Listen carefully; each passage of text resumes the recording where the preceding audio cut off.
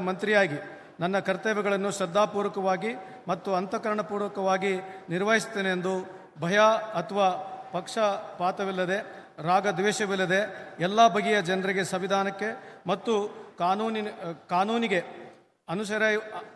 ಅನುಸರಿಯಾಗಿ ನ್ಯಾಯವಾದದನ್ನೇ ಮಾಡುತ್ತೇನೆ ಎಂದು ಶ್ರದ್ಧಾಪೂರ್ವಕವಾಗಿ ಪ್ರತಿಜ್ಞೆಯನ್ನು ಮಾಡುತ್ತೇನೆ.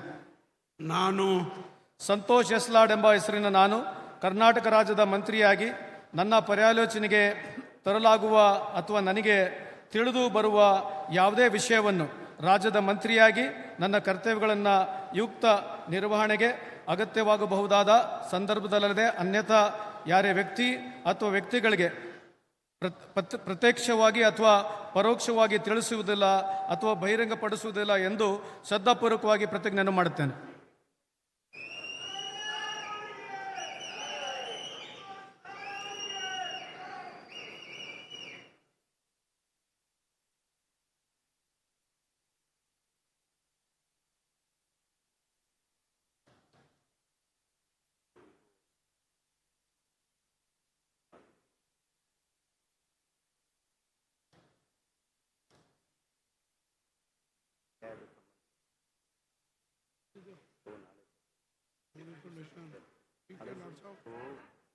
ಜಡ್ಜಸ್ ಬಗ್ಗೆ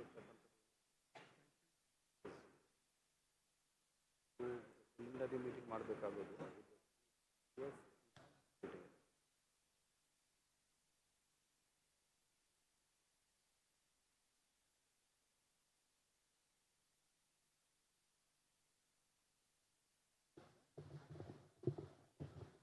ಶ್ರೀ ಶಿವಲಿಂಗೇಗೌಡರನ್ನು